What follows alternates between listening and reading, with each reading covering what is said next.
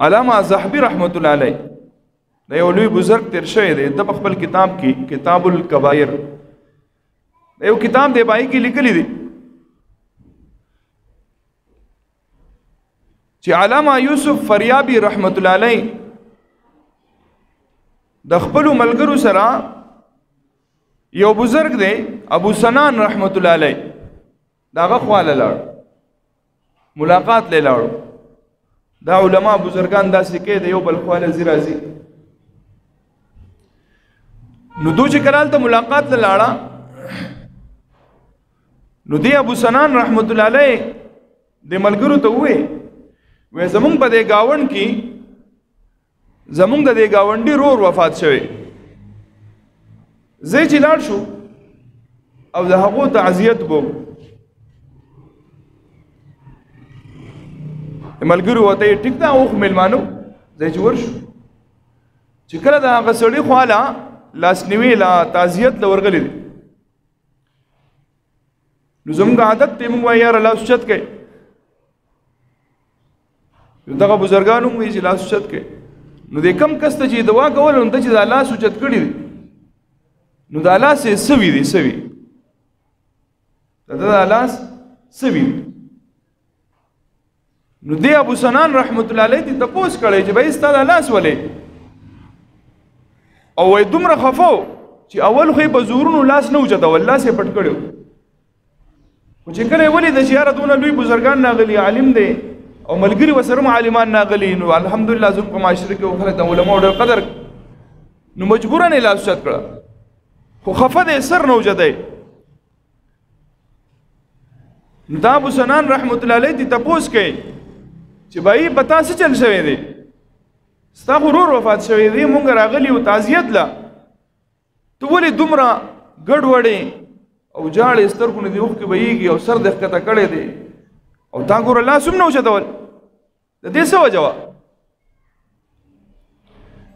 نو هغه سړی ورته وایي زما ورور چې کوم وفات شوی دی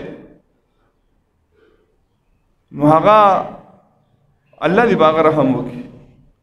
ډېر ګډوډ دی نو دی ورته خیر خو دې څه شوی دی وایي چې کله چې مونږه د خپل ورور دفن کو نو دا ټول خلک تیر روان شو خو زما خو چونکې ورور نو پرېښودی مې نه شو زړه مې ډېر ناقراره او زه ورسره پاتې شوم نو زما زړه خو ناقراره ورور مې و زه ورسره پاتې شوم دا خلک چې کله روان شو که نه نو په ما باندې الله عجیبه غونده کې یو خبر ښکاره کړه وایي ما ته داسې ښکارېده چې د دې قبر نه زما د ورور اواز کوي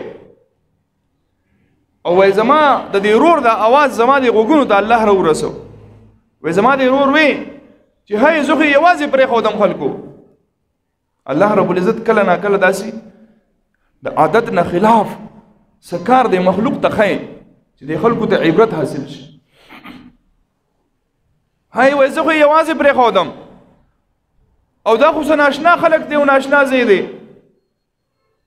یو زما په دې غوږونو د اواز راغی ویړه مې صبر ونه کو جو ایسته ون ختمه قبر مې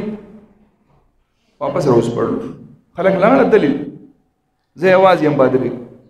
وایي قبر مې کولاو چې کله مې قبر کولاو کو نو ومې لیده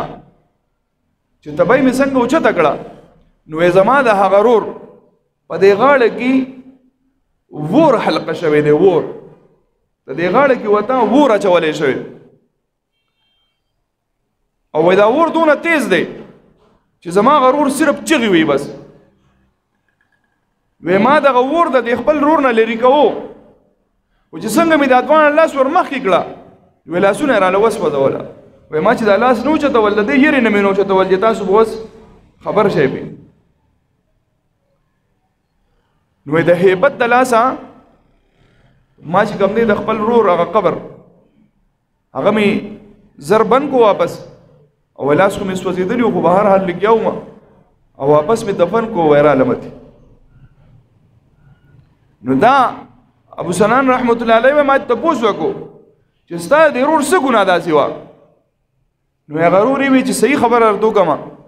د الله په مال کې به زکات نه ورکو او د دې زکات پسې به خندا کوله.